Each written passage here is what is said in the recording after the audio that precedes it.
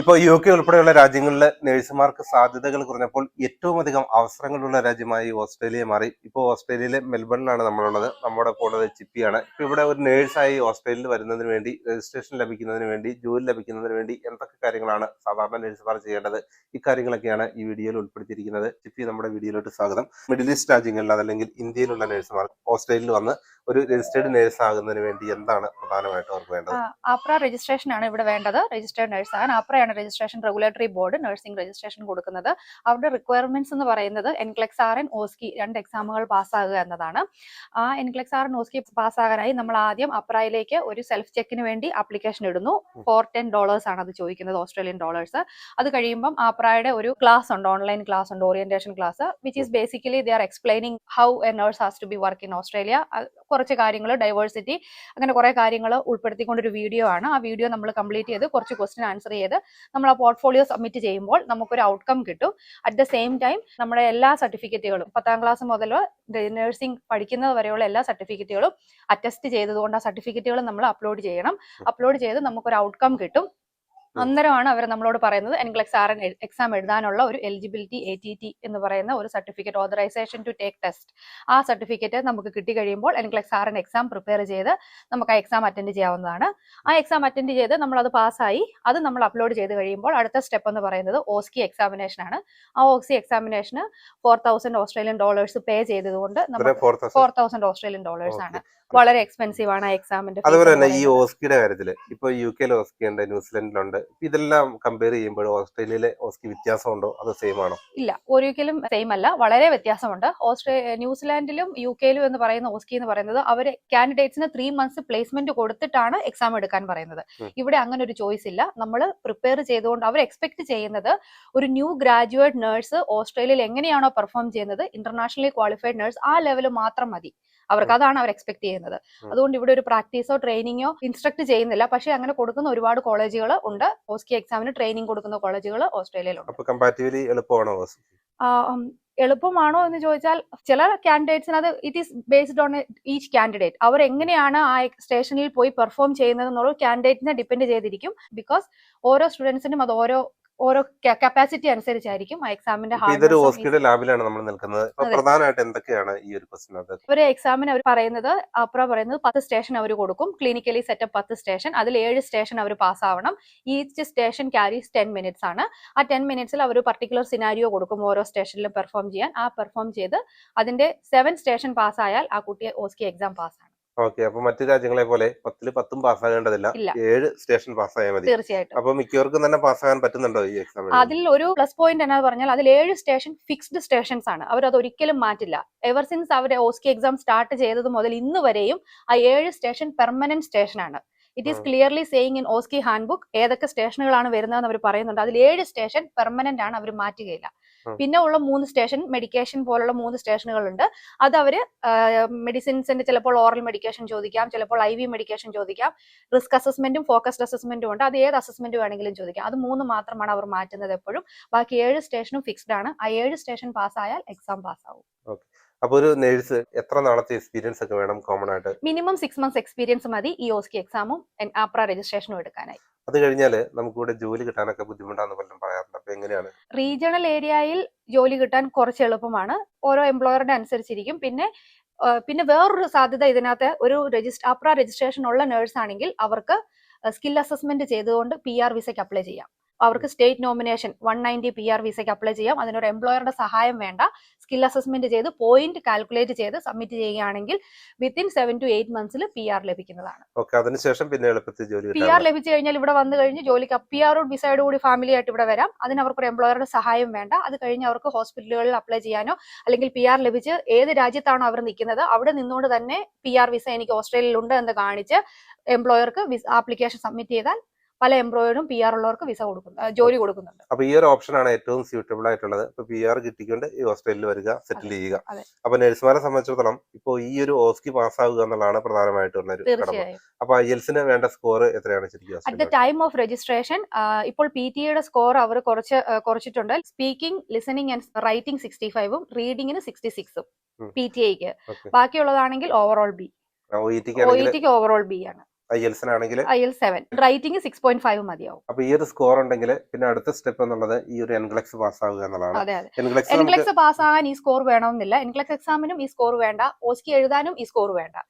ഈ ഓസ്കിയും എൻക്ലെക്സും കടമ്പ എല്ലാം കഴിഞ്ഞ് at the time of applying registration apply ചെയ്യുന്ന സമയത്ത് ആപ്ലിക്കേഷൻ ഫോമിന് മാത്രം ഈ ഇംഗ്ലീഷ് ലാംഗ്വേജ് കൊടുത്താൽ മതി. ഓക്കെ. അപ്പൊ ഇംഗ്ലീഷ് ടെസ്റ്റ് പാസ്സാകാത്തവർക്കും ഈ ഒരു പ്രോഗ്രാം സ്റ്റാർട്ട് ചെയ്യാം. അറ്റ് ദ ടൈം ഓഫ് രജിസ്ട്രേഷനിൽ മാത്രമാണ് ഇംഗ്ലീഷ് ലാംഗ്വേജിന്റെ റിക്വയർമെന്റ്സ് വരുന്നത്. അന്നേരം എക്സാം എഴുതി റിസൾട്ട് സബ്മിറ്റ് ചെയ്താൽ രജിസ്ട്രേഷനിലേക്ക് അപ്പൊ പോകാം. ഈ ഓസ്കിയുടെ വാലിഡിറ്റി എത്ര നാളുണ്ടാവും? ഓസ്കിക്ക് വാലിഡിറ്റി ഇല്ല. ഓസ്കിക്ക് ഒരു എക്സാമിന് വാലിഡിറ്റി ഇല്ല, രജിസ്ട്രേഷന് വാലിഡിറ്റി ഇല്ല. നമ്മൾ ഈ NCLEX RN കടമ്പ കഴിഞ്ഞ് ഓസ്കിയിലേക്ക് വന്ന് ഓസ്കിയും പാസ്സായി ആപ്ലിക്കേഷൻ നമ്മൾ സബ്മിറ്റ് ചെയ്യും രജിസ്ട്രേഷന്. അന്നേരം മാത്രമാണ് ഇംഗ്ലീഷ് ലാംഗ്വേജ് റിക്വയർമെന്റ്സ് വരുള്ളൂ. അപ്പൊ NCLEX-നും ഓസ്കിക്കും വാലിഡിറ്റി ഇല്ല. അതുകൊണ്ട് തന്നെ ഇംഗ്ലീഷ് ലാംഗ്വേജ് ടെസ്റ്റ് അറ്റൻഡ് ചെയ്യുന്നതിന് മുൻപായിട്ട് ഈ 2 ടെസ്റ്റും പാസ്സായി പിന്നീട് ഇംഗ്ലീഷ് ടെസ്റ്റ് പാസ്സായി രജിസ്ട്രേഷൻ സബ്മിറ്റ് ചെയ്യാവുന്നതാണ്. ഓക്കെ. ഇപ്പൊ പലരും ആദ്യം ഇംഗ്ലീഷ് ടെസ്റ്റ് എഴുതുകയും പിന്നീട് അതിന്റെ വാലിഡിറ്റി തീരാറാവുകയും ചെയ്യും. അതോ എന്റെ സജഷൻ അതാണ്. അത് പോകാതെ അവർ NCLEX RN ഓസ്കിയും പാസ്സായി അത് കഴിഞ്ഞ ശേഷം അവർ ഇംഗ്ലീഷ് ലാംഗ്വേജിലേക്ക് കോൺസെൻട്രേറ്റ് ചെയ്ത് 1 മാസം അല്ലെ 2 മാസത്തിനുള്ളിൽ ലാംഗ്വേജ് ടെസ്റ്റ് പാസ്സായി റിസൾട്ട് വെച്ച് രജിസ്ട്രേഷൻ സബ്മിറ്റ് ചെയ്യാവുന്നതാണ്. ഇപ്പൊ ധാരാളം പേർക്കുള്ള ഒരു പ്രധാന പ്രോബ്ലം ആണ് ഇപ്പോൾ രജിസ്ട്രേഷൻ കിട്ടിക്കഴിഞ്ഞ് IELTS-ന്റെ വാലിഡിറ്റി അല്ലെങ്കിൽ OET-ന്റെ വാലിഡിറ്റി കംപ്ലീറ്റ് ചെയ്യുന്നു എന്നുള്ളത്. ഈ ഒരു ഇപ്പോൾ ചിപ്പി പറഞ്ഞതുപോലെ ആദ്യം NCLEX-ഉം ഓസ്കിയും പാസ്സായി പിന്നീട് ഇംഗ്ലീഷ് ടെസ്റ്റ് സബ്മിറ്റ് ചെയ്യുകയാണ് ഏറ്റവും സജസ്റ്റീവ് ആയിട്ടുള്ള ഒരു കാര്യം. നിങ്ങൾക്ക് പാസ്സാകാൻ പറ്റുമെന്നുള്ള ആ ഒരു കോൺഫിഡൻസ് ഉണ്ടെങ്കിൽ, അതല്ലെങ്കിൽ പിന്നീട് പാസ്സാകാൻ പറ്റിയില്ലെങ്കിൽ നമുക്ക് നഷ്ടമായിട്ട് മാറും. അപ്പോൾ ഇംഗ്ലീഷ് ടെസ്റ്റ് പാസ്സാകാൻ പറ്റുമെന്നുള്ള ആ ഒരു കോൺഫിഡൻസ് നിങ്ങൾക്ക് ഉണ്ടെങ്കിൽ ആദ്യത്തെ ഈ NCLEX-ഉം ഓസ്കിയും പാസ്സാവുക. പിന്നെ നമുക്ക് ഇംഗ്ലീഷ് ടെസ്റ്റ് സബ്മിറ്റ് ചെയ്താൽ ആപ്ലിക്കേഷൻ ഇടുന്ന സമയത്ത് ഇംഗ്ലീഷ് ടെസ്റ്റ് കൊടുത്താൽ മതി. അന്നേരം മാത്രമേ അതിന് അവർ ചോദിക്കുന്നുള്ളൂ. അതിനു മുമ്പ് ഒരു സ്റ്റെപ്പിലും അവർ ഇംഗ്ലീഷ് ലാംഗ്വേജ് റിക്വയർമെന്റ്സ് ചോദിക്കുന്നില്ല. ധാരാളം നഴ്സുമാർ വരുന്നുണ്ടോ ഈ ഒരു ഓപ്ഷനിൽ? ഉണ്ട്. ഇപ്പൊ അത് മാത്രമല്ല, ആപ്ര റെഗുലേറ്ററി വേറൊരു പുതിയ നിയമം കൊണ്ടുവന്നിട്ടുണ്ട്. അത് ടെമ്പററി ആണ്. US, കാനഡ, UK, അയർലൻഡ് പോലുള്ള രാജ്യങ്ങളിൽ 1800 മണിക്കൂർ നേഴ്സായിട്ട് വർക്ക് ചെയ്യുന്ന ഒരാൾക്ക് NCLEX RN ഓസ്കിയും ഇല്ലാതെ ആപ്ര രജിസ്ട്രേഷൻ കൊടുക്കുന്നുണ്ട്. അവർക്ക് നേരിട്ട് അപ്ലൈ ചെയ്യാം. അത് ഒരു ഷോർട്ട് ടൈമിലേക്കാണ്. അവര് എത്ര നാളത്തേക്ക് അത് കീപ്പ് ചെയ്യുമെന്ന് പറയാൻ പറ്റില്ല. അങ്ങനെ ഈ രാജ്യങ്ങൾ UK പോലുള്ള രാജ്യങ്ങളിൽ 1 വർഷത്തിനുള്ളിൽ എന്തായാലും 1800 അവേഴ്സ് പല നഴ്സുമാർക്കും ഫുൾ ടൈം ആണെങ്കിൽ അല്ലെങ്കിൽ ഓവർ ടൈം വർക്ക് ചെയ്യുന്ന നഴ്സിന് കിട്ടാറുണ്ട്. അങ്ങനെയുള്ളവരാണെങ്കിൽ അവർക്ക് NCLEX RN ഓസ്കിയും വേണ്ട. അപ്പൊ അങ്ങനെ ഒരു പ്രോഗ്രാമിനെ നിങ്ങൾക്ക് കോൺടാക്ട് ചെയ്യണമെങ്കിൽ ഇപ്പൊ ഈ നമ്പറിൽ വിളിക്കാം. നിങ്ങൾക്ക് ആവശ്യമായ ഹെൽപ്പ് ലഭിക്കും. അപ്പൊ ഓസ്കിക്കുള്ള ട്രെയിനിങ്ങുകളെല്ലാം ഇതേപോലെയുള്ള എല്ലാ ട്രെയിനിങ്ങും സപ്പോർട്ടും ഉണ്ട്. ഇപ്പൊ പ്രധാനമായിട്ട് ഈ 10 സ്റ്റേഷനുകളിൽ അപ്പൊ എത്ര നാളൊക്കെ അവർ പ്രാക്ടീസ് ചെയ്യേണ്ടി വരും അവർക്ക്? നമ്മൾ 2 ആഴ്ചയാണ് തിയറി ക്ലാസ്സസ് പറയുന്നത്. അതിനുശേഷം 2 ആഴ്ച പ്രാക്ടിക്കൽ ക്ലാസ്സസ്. പിന്നെ ഓരോ സ്റ്റുഡൻസിന് 2 ആഴ്ചയിൽ കൂടുതൽ വേണമെങ്കിൽ അവർക്ക് പ്രാക്ടീസ് ചെയ്യാം. പക്ഷേ ഹൈലി റെക്കമെൻഡ് അറ്റ്ലീസ്റ്റ് 2 വീക്സ് എങ്കിലും അവർ ലാബിൽ പ്രാക്ടീസ് ചെയ്തതിന് ശേഷം എക്സാം എഴുതുന്നതായിരിക്കും കുറച്ചുകൂടി അവർക്ക് ഈസി ആയിട്ട് അപ്രോച്ച് ചെയ്യാൻ പറ്റുന്നത്. സാധാരണ ഈ 2 ആഴ്ച കൊണ്ട് തന്നെ അവർക്ക് നല്ലൊരു പ്രാക്ടീസ്. അതെ, തീർച്ചയായിട്ടും. ബിക്കോസ് ഈ നഴ്സുമാരെല്ലാം തന്നെ വേറൊരു കൺട്രിയിൽ അല്ലെങ്കിൽ വേറൊരു സെറ്റപ്പിൽ നേഴ്സായിട്ട് ജോലി ചെയ്യുന്നവരാണ്. അവരെ സംബന്ധിച്ച് അത് കുറച്ച് എളുപ്പമായിരിക്കും പ്രാക്ടീസ് ചെയ്ത് കഴിഞ്ഞാൽ. നന്നായിട്ട് പ്രാക്ടീസ് ചെയ്ത് തീർച്ചയായിട്ടും പാസ്സാകാൻ പറ്റുന്ന ഒരു ടെസ്റ്റ് തന്നെയാണ് ഓസ്കി. അത് കഴിഞ്ഞാൽ നമുക്ക് ഹോസ്പിറ്റലുകളിലൊക്കെ ജോലി കിട്ടാനുള്ള സാധ്യതയുണ്ട്. പ്രധാനമായിട്ട് ഈ ഹോസ്പിറ്റലിൽ ജോലി ചെയ്യുമ്പോൾ പലരും പറയാറുണ്ട് ഏജ്ഡ് കെയറിലാണ് കൂടുതൽ സാധ്യത എന്നുള്ളത്. അത് മറ്റു മേഖലകളിലും നഴ്സുമാർ ജോലി ചെയ്യുന്നുണ്ട്. ICU എക്സ്പീരിയൻസ് ഉള്ള നഴ്സുമാർ ഒരുപാടുണ്ട്. ഇവിടെ ജോലിക്ക് അപ്ലൈ ചെയ്യുന്നത് സീക്ക് ത്രൂ ആണ് എല്ലാവരും അപ്ലൈ ചെയ്യാറ്. അപ്പൊ സീക്കിൽ നമ്മൾ പ്രൊഫൈൽ ക്രിയേറ്റ് ചെയ്ത് സീക്കിൽ നമ്മൾ നോക്കുകയാണെങ്കിൽ നമുക്ക് അവൈലബിലിറ്റിയും ഏതൊക്കെ ഡിപ്പാർട്ട്മെന്റുകളിലേക്കാണ് വേക്കൻസി ഉള്ളതെന്നും ഇന്റർനാഷണൽ നഴ്സസിനെ റിക്രൂട്ട് ചെയ്യുന്നതുകൊണ്ടും അവർ അതിനകത്ത് മെൻഷൻ ചെയ്യുന്നുണ്ടാവും. ആ ജോലികൾ കണ്ടെത്തി ഡയറക്റ്റ് ആയിട്ട് അപ്ലൈ ചെയ്യാം. അപ്പൊ ആ ഇന്റർവ്യൂ ഒക്കെ കംപ്ലീറ്റ് ചെയ്തുകൊണ്ട് ഇഷ്ടമുള്ള ഡിപ്പാർട്ട്മെന്റിലോട്ട് വർക്ക് ചെയ്യാം. അതുപോലെ തന്നെ ഇപ്പൊ ഇവിടെ ജോലിക്ക് വരുന്ന പലരും പറയാറുള്ളത് ഇപ്പൊ UK-ലേക്ക് ആണെങ്കിൽ ആഴ്ചയിൽ 3 ദിവസം ജോലി ചെയ്ത് കഴിഞ്ഞാൽ ആ ഒരു അവേഴ്സ് ഫിനിഷ് ചെയ്യാൻ പറ്റും. 37.5 അവേഴ്സ്. ഇവിടെ 40 അവേഴ്സ് നമ്മൾ ജോലി ചെയ്യണമെങ്കിൽ തിങ്കൾ മുതൽ വെള്ളി വരെ ജോലി ചെയ്യണമെന്ന് പറയാറുണ്ട്. അപ്പൊ അത് എങ്ങനെയാണ്? അത് ഓരോ ഹോസ്പിറ്റലിന്റെ ആണ്, ഡിപ്പെൻസ്. പല ഹോസ്പിറ്റലുകളിലും ED, ICU പോലുള്ള ഡിപ്പാർട്ട്മെന്റുകളിൽ 12 അവർ ഷിഫ്റ്റുകളാണ് ഇപ്പം മിക്ക ഹോസ്പിറ്റലുകളിലും. നഴ്സിംഗ് ഹോമുകൾ, ഏജ്ഡ് കെയറിലെല്ലാം 8 അവർ ഷിഫ്റ്റ് ആണ്. ഇപ്പൊ 8 അവർ ഷിഫ്റ്റ് ആണെങ്കിൽ നമ്മൾ 5 ദിവസം ജോലിക്ക് പോകേണ്ടി വരും. അല്ലാതെ നമുക്കുള്ള ഓപ്ഷൻസ് ഉണ്ട്. നമ്മുടെ ഡിപ്പാർട്ട്മെന്റുകൾ അനുസരിച്ചായിരിക്കും. പല ഡിപ്പാർട്ട്മെന്റുകളിലും ICU, ED പോലുള്ള ഡിപ്പാർട്ട്മെന്റിൽ 12 അവർ ഷിഫ്റ്റുകളാണ് ഇപ്പോഴും. അങ്ങനെയുള്ളവർ 3 ദിവസം മാത്രമാണ് ജോലിക്ക് പോകുന്നത്. അതുപോലെ തന്നെ സാലറി വൈസ് നമുക്കിപ്പോ ഓസ്ട്രേലിയയിൽ ഒരു സാധാരണ നഴ്സ് ജോലി ചെയ്യുകയാണെങ്കിൽ ഒരു മാസം എന്ത് സാലറി ഏൺ ചെയ്യാൻ പറ്റും? ന്യൂ ഗ്രാജുവേറ്റ്സ് ആയിട്ടുള്ള എക്സ്പീരിയൻസ് ഇല്ലാത്ത Division 1 നഴ്സുകൾക്ക് 37 തൊട്ട് 40 വരെയുള്ള സാലറികൾ ഏജ്ഡ് കെയറുകളിലും ഹോസ്പിറ്റലുകളും ഓഫർ ചെയ്യുന്നുണ്ട്. അപ്പൊ ഒരു ഇന്ത്യൻ രൂപയിൽ പറയുകയാണെങ്കിൽ എത്ര ക്യാഷ് നമുക്ക് ഏൺ ചെയ്യാൻ പറ്റും? ഒരു ബേസിക് സാലറി വെച്ചാണെങ്കിലും ഫോർ നൈറ്റിൽ അവർക്ക് $2,500 $3,000 കിട്ടും. $5,000 to $6,000 ആഫ്റ്റർ ടാക്സ്. ടാക്സ് കഴിഞ്ഞ് നമുക്ക് അത്രയും $6000 ബിക്കോസ് ഇവിടെ മോർണിംഗ് ആഫ്റ്റർനൂൺ നൈറ്റ് ഡിഫറൻസുകളുണ്ട്, പേ ഡിഫറൻസുകളുണ്ട്. മോർണിംഗിൽ ഒരു പേ ആണ്, ആഫ്റ്റർനൂൺ പേ ഡിഫറൻസ് ഉണ്ട്, നൈറ്റിലും പേ ഡിഫറൻസ് ഉണ്ട്. നമ്മൾ പിക്ക് ചെയ്യുന്ന ഷിഫ്റ്റുകൾ അനുസരിച്ച് നമ്മുടെ പേയ്മെന്റ് അങ്ങോട്ടും ഇങ്ങോട്ടും മാറിക്കൊണ്ടിരിക്കും. റഫ്ലി 2000 to 3000 ഫോർ നൈറ്റിൽ ഒരു നഴ്സിന് കിട്ടും. ഓക്കെ.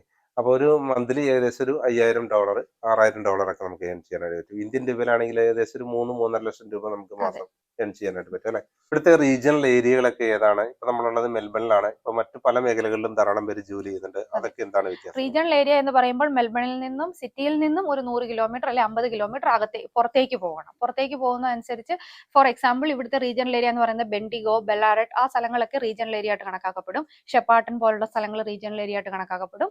അങ്ങനെയൊക്കെയുള്ള സ്ഥലങ്ങളിൽ ജോലി സാധ്യത വളരെ കൂടുതലാണ്. റീലൊക്കേഷൻ അലവൻസ് കൊടുക്കുന്നുണ്ട് നഴ്സുമാർക്ക്, റീലൊക്കേഷൻ പാക്കേജുകൾ കൊടുക്കുന്നുണ്ട്.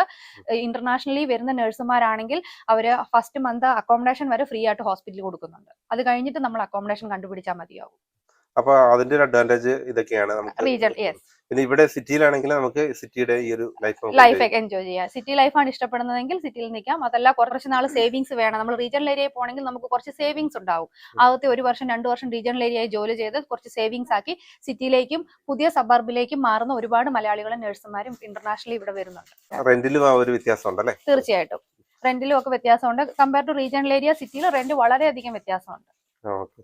അപ്പൊ ഫെസിലിറ്റിയിലും മറ്റു കാര്യങ്ങളൊക്കെ നോക്കുമ്പോൾ സിറ്റി തന്നെയാണ് നല്ലത്. അതെ. അതെല്ലാം കൂടുതൽ സേവ് ചെയ്യണമെങ്കിൽ ഇതുപോലുള്ള പല ഇന്റർനാഷണലി ക്വാളിഫൈഡ് നഴ്സസ് ഇവിടെ വരുമ്പോൾ അവരെ ചൂസ് ചെയ്യുന്ന റീജിയണൽ ഏരിയ ആയിരിക്കും. വൈ? ബിക്കോസ് ഫാമിലി ആയിട്ട് ആദ്യം വരുമ്പോൾ ഉള്ള കുറച്ച് സേവിങ്സും അത് കഴിഞ്ഞ് അവർക്ക് ഒരു വീട് മേടിക്കണം, അങ്ങനെയുള്ള പല പ്ലാനുകളോടും കൂടി ആയിരിക്കും നമ്മൾ ഇങ്ങോട്ടേക്ക് മൈഗ്രേറ്റ് ചെയ്യുന്നത്. അങ്ങനെയുള്ളവർക്ക് തീർച്ചയായും റീജിയണൽ ഏരിയയിൽ പോയി ജോലി ചെയ്താൽ അവിടെ അക്സസിബിലിറ്റി വളരെ കുറവായിരിക്കും. പക്ഷെ എന്നിരുന്നാൽ തന്നെയും ഡ്രൈവ് ചെയ്ത് പോകാൻ പറ്റുന്ന ഒരു സാഹചര്യമാണെങ്കിൽ അവർക്ക് കുറച്ച് ഡ്രൈവ് ചെയ്ത് പോയി സാധനങ്ങൾ വാങ്ങിക്കാനും ലൈഫ് മുന്നോട്ട് പോകാനുള്ള ഒരു ചോയ്സ് ഉണ്ട്. ഓക്കെ. അപ്പൊ തീർച്ചയായിട്ടും ഓസ്ട്രേലിയയിലോട്ട് വരാൻ ആഗ്രഹമുള്ളവർക്ക് തീർച്ചയായിട്ടും ഈ ഒരു പാത്വേയിലൂടെ IELTS-ഉം ഓസ്കിയും NCLEX ഒക്കെ പാസ്സായി നഴ്സുമാരാകാനുള്ള സാധ്യതകൾ തന്നെയാണ് നിലനിൽക്കുന്നത്. മറ്റ് PR ഓപ്ഷനിലൂടെ എളുപ്പത്തിൽ വരാനും സെറ്റിൽ ചെയ്യാനും കഴിയുന്ന സാധ്യതകൾ. ഇതിന് നിങ്ങൾക്ക് താല്പര്യമുണ്ടെങ്കിൽ ഈ ഒരു പ്രോഗ്രാമിൽ നിങ്ങൾക്ക് നിങ്ങളുടെ പ്രോസസ് കംപ്ലീറ്റ് ചെയ്യണമെങ്കിൽ ഈ വീഡിയോയിലുള്ള നമ്പറിൽ കോൺടാക്ട് ചെയ്താൽ മതി. ഓസ്ട്രേലിയയിൽ വന്ന് നിങ്ങൾക്ക് ഒരു രജിസ്റ്റേർഡ് നഴ്സ് ആകാനും സാധിക്കും. അപ്പോൾ ചിപ്പി വളരെയധികം നന്ദി ഇത്രയും നേരം സംസാരിച്ചതിന്. എന്തെങ്കിലും സംശയങ്ങൾ നിങ്ങൾക്കുണ്ടെങ്കിൽ താഴെ കമന്റ് ചെയ്യാം. മറ്റൊരു പുതിയ ഇൻഫോർമേറ്റീവ് വീഡിയോയുമായി വീണ്ടും കാണാം.